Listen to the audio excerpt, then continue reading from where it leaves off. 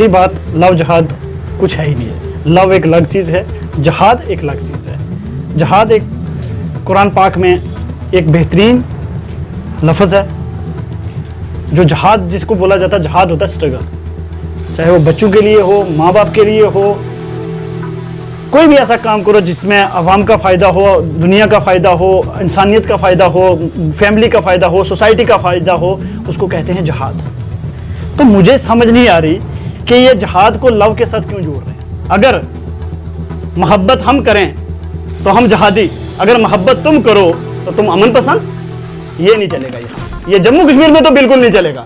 ये मैं उन लोगों को खासकर बोल देता हूं जो दिल्ली के गुंडे आए हुए थे, उन तमाम दिल्ली के गुंडों को, दिल्ली के उन तमाम माइंडसेट जिनके ये हैं कि हम जम्मू कश्मीर में जाके अपनी पॉलिटिक्स चलाएंगे, हम लीडर बनेंगे, हम मीडिया पे आएंगे। उनको एक बात ये जरूर बता देता हूं, हम आपको वार्न करना चाहते हैं कि जम्मू कश्मीर में हिंदू, मुस्लिम, सिख, ईसाई के भाईचारे को तोड़ने की कोशिश मत करना, नहीं तो आपकी भी इल्जाम है कि आपने भी लव जहाद किया हुआ, कि आपकी बीवी जो है वो भी हिंदू है और आप मुस्लिम है। इस पे भी कल को बात उठ सकती है। मैं कह रहा हूं तो बिल्कुल फख्र है मुझे फख्र है कि मैंने हिंदू बरादरी से शादी की है। तो जिसको हिम्मत है तो करके दिखाए ना। आपने भी लव जहाद किया कि या फिर आपने दिल से प्यार किया? फिर अगर इनको लगता है कि लव जहाद है तो इनको मुबारक। मैंने तो मोहब्बत की है भाई। मोहब्बत करना तो इस देश में भी नहीं, पूरी दुनिया में जायज़ है।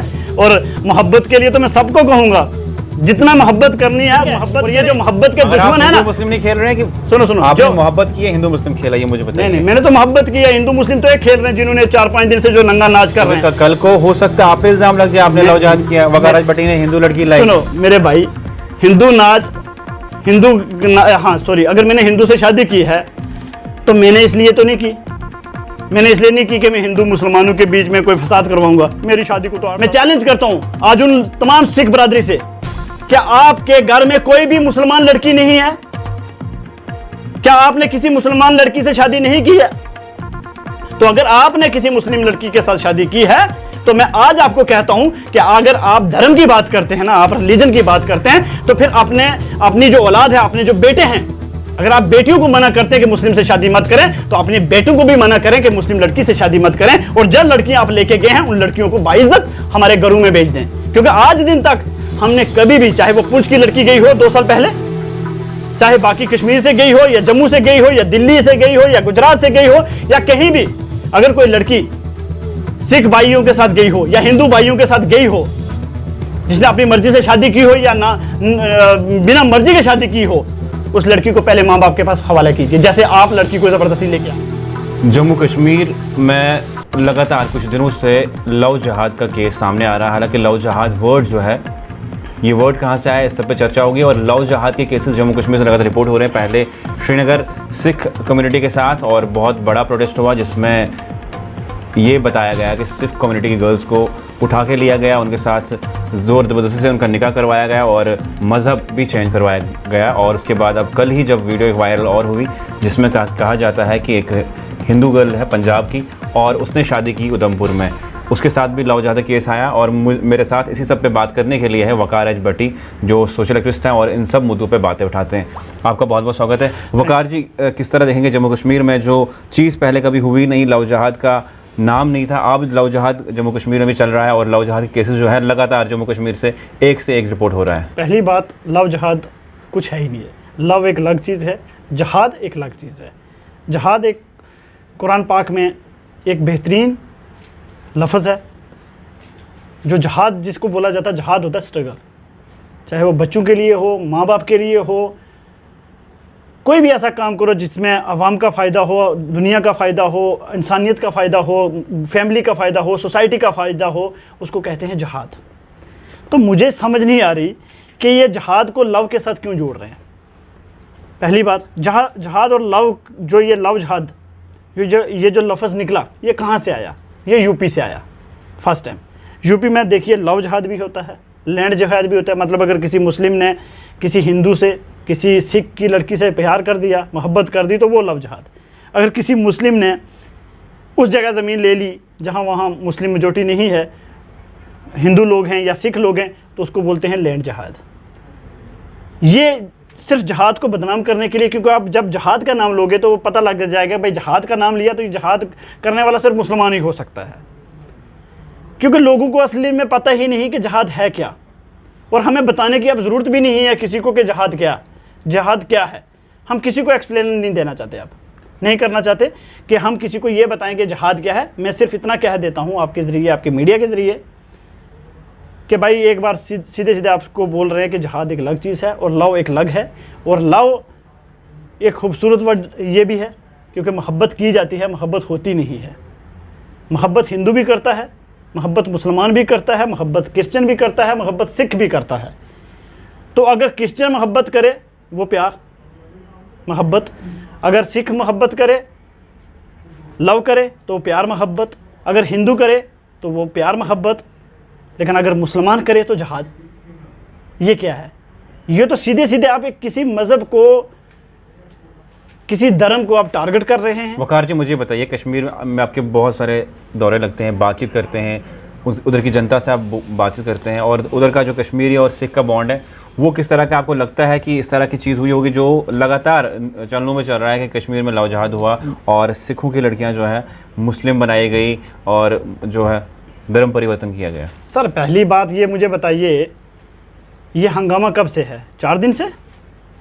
4 दिन पहले ये हंगामा पूरे जम्मू कश्मीर में आया कि देखिए जी एक लड़की को गन पट्टी के ऊपर ज़बरदस्ती उठा के ले गए 2 लड़कियों को, और उनकी ज़बरदस्ती उनका धर्म बदलवाया, उनसे शादी की, ठीक है, निकाह किया उनसे। तो ये कहने वाला कौन था? ये फर्स्ट स्टेटमेंट देने वाला कौन था? दिल्ली का एक गुंडा, मैं उसको कोई लीडर नहीं बोलूँगा, मजिंदर सिंह नाम से बोलता हूँ, मजिंदर सिंह सासरा शायद उसका नाम है। मैंने उस पर मैंने उस पर उससे मैंने फ़ोन पे बात भी की थी, और मैंने सुबह उसको जब पूछा कि भाई तुम इस तरीके की जो स्टेटमेंट दे रहे हो, क्या ये कश्मीर में जो ब्रदरहुड है, कश्मीर में कहा जाता है सिख मुस्लिम और हिंदुओं के बीच में जो आज के टाइम वहाँ भाईचारा बन रहा है, क्या तुम उस भाईचारे को कहीं तोड़ने की कोशिश तो नहीं कर रहे हो? अगर तुम ये कर रहे हो, अगर तुम ये भाईचारा तोड़ने की कोशिश कर रहे हो, तो मुझे ऐसा लग रहा है कि आपको यहाँ भेजा गया है, कश्मीर वैली में भेजा गया है, और एक मकसद के लिए आप कश्मीर वैली में आए हो। किसी तरीके से आप खासकर सिख और जो मुस्लिम के बीच एक भाईचारा है उसको आप नुकसान देना चाहते हो, क्योंकि 30-32 सालों में जम्मू कश्मीर में लाखों मुसलमान मरे भी हैं, कश्मीरी पंडित भी यहाँ से निकले हैं, लेकिन उस हालात में भी जहाँ इतनी किलिंग्स हो रही हैं, इतने हालात ख़राब हैं, उस वक्त में भी यहाँ सिख बरादरी जो थी वो कश्मीर से बाहर नहीं गई। लेकिन क्या आपको लगता है कि इस तरह का मसला हुआ होगा? जो रिपोर्ट वहाँ से आ रही है कि और वीडियोस वायरल होती है, पहले जो लड़की है उसकी वीडियो वायरल होती है कि मुझे किसी ने फोर्स नहीं किया, और उसका भाई बाद में बोलता है कि उसको फोर्स किया गया। क्या आपको लगता है क्या कोई कॉन्स्पिरेसी इसमें है?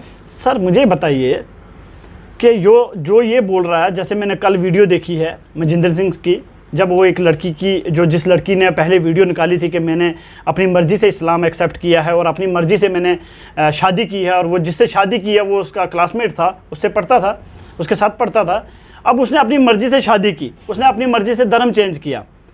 आज उसका लड़का उसका भाई आता है, मजिंदर सिंह लेके आता है उसको सोशल मीडिया में, और वीडियो के ज़रिए वो ये इल्ज़ाम लगाता है कि नहीं हमारी बहन झूठ बोल रही है, अभी भी उसके पीछे गन रखी हुई है। यार गन कल्चर को आप यहाँ किसके साथ जोड़ रहे हो? आपको ऐसा लगा नहीं भाई कश्मीर में मिलिटेंसी भी है, कश्मीर में हालात ख़राब रहते हैं, तो आपको एक बहाना मिल गया भाई यहाँ तो गन का ले आओ, गन का मसला भी बीच में ले आओ, क्योंकि लोग भारत में यकीन कर लेंगे नहीं तो कश्मीर में तो है ही, हर एक के पास गन है, हर एक के पास हथियार है। भाई अगर कश्मीर में हर इंसान के पास, हर आदमी के पास हथियार हैं, किसी के पास AK-47, किसी के पास पिस्टल है, आपके कहने के मुताबिक, मजिंदर सिंह के कहने के मुताबिक, वो जो दिल्ली से गुंडे आए थे उनके कहने के मुताबिक, तो फिर यहाँ जो कश्मीर की पुलिस है, कश्मीर में जो एजेंसियाँ हैं, ये क्या कर रही हैं वहाँ? कि अगर किसी के हर एक के घर में हथियार है तो मतलब आप कश्मीर की पुलिस को, कश्मीर की एजेंसियों को, कश्मीर की सरकारों को नकम्मा बताने की कोशिश कर रहे हैं? क्या आप ऑब्जेक्शन उठा रहे हैं, आप सवाल उठा रहे हैं कश्मीर की पुलिस के ऊपर? क्या आप सवाल उठा रहे हैं यहाँ की सरकार के ऊपर, यहाँ के सिस्टम के ऊपर, यहाँ की एजेंसियों के ऊपर, यहाँ की 9 लाख आर्मी के ऊपर, यहाँ की सिक्योरिटी फोर्सेस के ऊपर? क्या ये सवाल नहीं है? क्या खुलेआम किसी बहन को, किसी बेटी को उसके सर पे को गन रख के उसको कैद करके कोई लेके जाएगा और शादी करेगा, फिर वो अदालत में भी लेके जाएंगे, अदालत में भी हथियार के साथ अंदर जाके लड़की स्टेटमेंट देगी नहीं मैं अपनी मर्जी से इस्लाम कबूल भी कर रही हूँ और शादी भी कर रही हूँ? ये तो सरासर बकवास लगता है, और ये बकवास है और इसके पीछे बहुत बड़ी साजिश है। और मैं सीधे सीधे कहता हूं कि ये जो मनजिंदर सिंह आया था ये एक पेड़ था, इसके लिए इसको करोड़ों रुपया मिला होगा कश्मीर की जो सिचुएशन है उसको ख़राब करने के लिए, क्योंकि आगे यूपी में इलेक्शन आने वाला है और यूपी के चुनाव के लिए ही ये सब कुछ हो रहा है। आप मुझे बताइए कि अगर इस तरह का साबित होता है कि वो सही में जो धर्म उनका बदलाया गया, फोर्सफुली किया गया निकाह, अगर ये सही हुआ तो क्या होना चाहिए? क्योंकि आप पे भी इल्ज़ाम लगते हैं कि आप इंटरनेशनल बोलते हो, आप नेशनल के ख़िलाफ़ हो, आप हमेशा मुस्लिमों की बात करते हो, आप कभी भी हिंदू के लिए बात नहीं करते हो, लगातार आप पे ये बात करते हैं। आपकी बात पे कैसे ये लोग यकीन करें? सर पहली बात है, ये जो बात करते हैं ना तो वो तो बिल्कुल बकवास करते हैं। एंटी नेशनल क्या होता है? अगर मैं एंटी नेशनल होता तो 6.5 महीने 370 के बाद जेल में रखा था। तो जितने जब जज ने फैसला सुनाया, सेशन जज ने, तो वो जो जजमेंट है मेरे 30 पेज की, तो उनको रद्दी में फेंक दिया। उसने कहा ये क्या है, एक ह्यूमन राइट एक्टिविस्ट को, एक सोशल एक्टिविस्ट को आपने देशद्रोही बना दिया इसलिए कि उसने सवाल पूछ लिया भैया कि हमारा स्टेटहुड और हमारा 370 को क्यों लिया हमसे।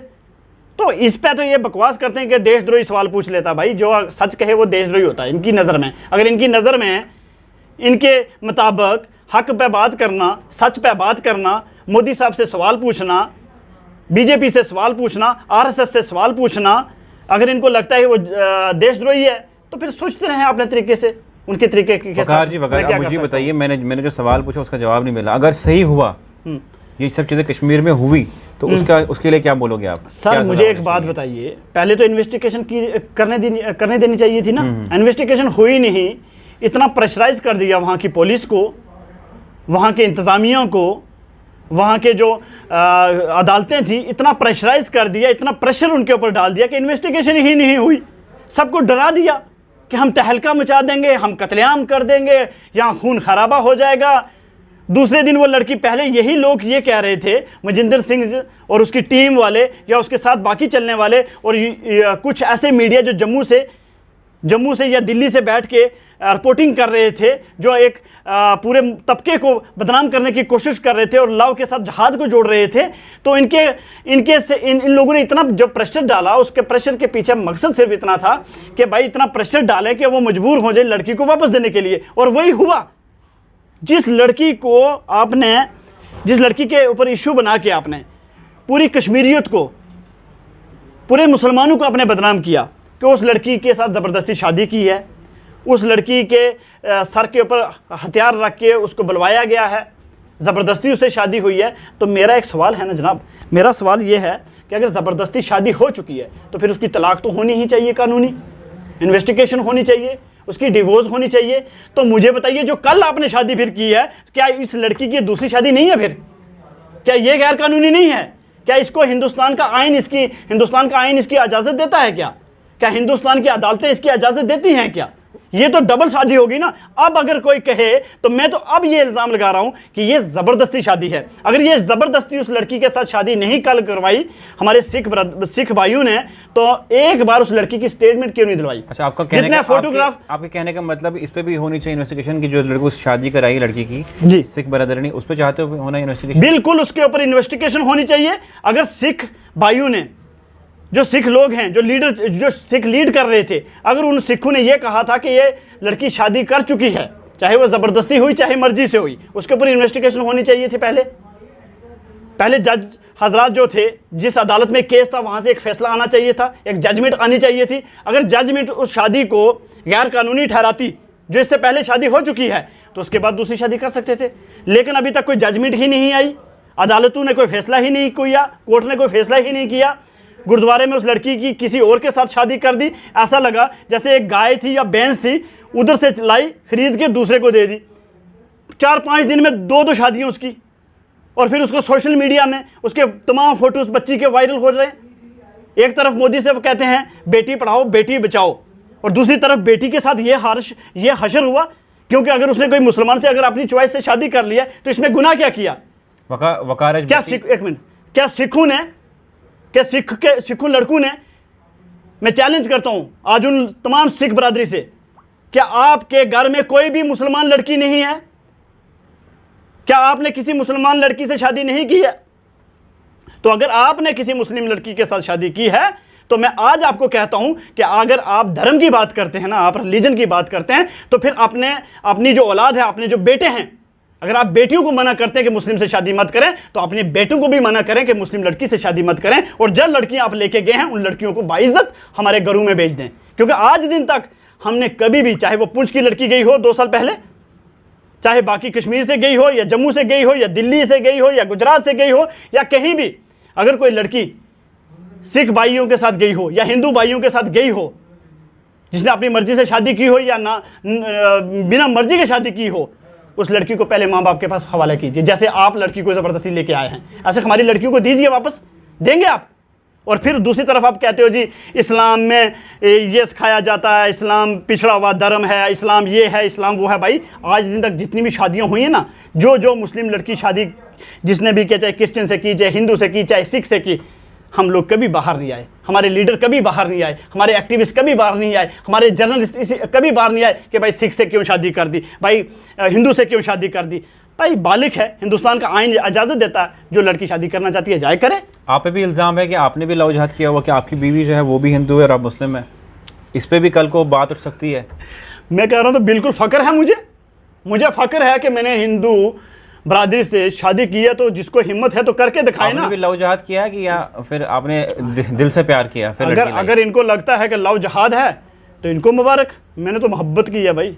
मोहब्बत करना तो इस देश में भी नहीं, पूरी दुनिया में जायज़ है, और मोहब्बत के लिए तो मैं सबको कहूँगा जितना मोहब्बत करनी है मोहब्बत करें, ठीक है। और ये जो मोहब्बत के दुश्मन है ना, मुस्लिम नहीं खेल रहे हैं कि सुनो आपने मोहब्बत की है, हिंदू मुस्लिम खेला, ये मुझे बताइए। नहीं, मैंने तो मोहब्बत की है, हिंदू मुस्लिम तो एक खेल रहे हैं जिन्होंने 4-5 दिन से जो नंगा नाच कर रहे हैं। कल को हो सकता है आप पे इल्जाम लग जाए आपने लव जिहाद किया, वकाराज भट्टी ने हिंदू लड़की लाई। सुनो मेरे भाई, अगर मैंने हिंदू से शादी की है तो मैंने इसलिए तो नहीं की, मैंने इसलिए नहीं की कि मैं हिंदू मुसलमानों के बीच में कोई फसाद करवाऊंगा। मेरी शादी को तो 8-10 साल हो गए हैं, एक बच्ची भी मर चुकी है हमारी। तो मैं तो ये कहना चाहता हूँ, जो नंगा नाच नाच रहे हैं ना, जो नंगा नाच नाचते हैं अपने धर्म की पहचान को बढ़ाने के लिए, अपने सोसाइटी की इज़्ज़त के लिए, अपने रुतबे के लिए जो नंगा नाच नाचते हैं ना, मैं सिर्फ इनको कहता हूँ आप अनपढ़ लोग हैं, आप जाहिल लोग हैं। अगर कोई लड़की मर्जी से शादी करती है किसी भी मज़हब के साथ, तो कैसे आप रोक सकते हैं? आपकी क्या हिम्मत है रोकने की? ठीक है, हाँ मैं ये ज़रूर कह देता हूँ, अगर कोई ज़बरदस्ती करता है, ठीक है, कोई ज़बरदस्ती करे, चाहे वो किसी भी धर्म का हो, उसकी इन्वेस्टिगेशन होनी चाहिए। पुलिस है, एजेंसियां हैं, अदालतें हैं, सरकार हैं। लेकिन इस तरीके के साथ रोडों में आके हम मार देंगे, हम काट देंगे, हम ये कर देंगे, हम वो कर देंगे, ये गलत बात है। और बात एक और लास्ट में कर देता हूँ, अगर मोहब्बत हम करें